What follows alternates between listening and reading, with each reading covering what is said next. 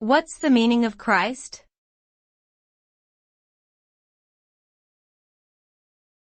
Christ.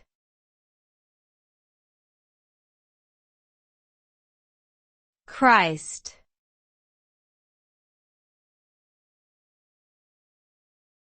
Christ.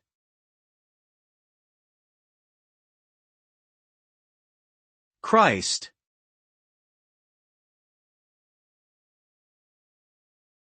Christ is a title given to Jesus of Nazareth, who is considered by Christians to be the Son of God and the Savior of the world. The word Christ comes from the Greek word Christos, which means anointed one.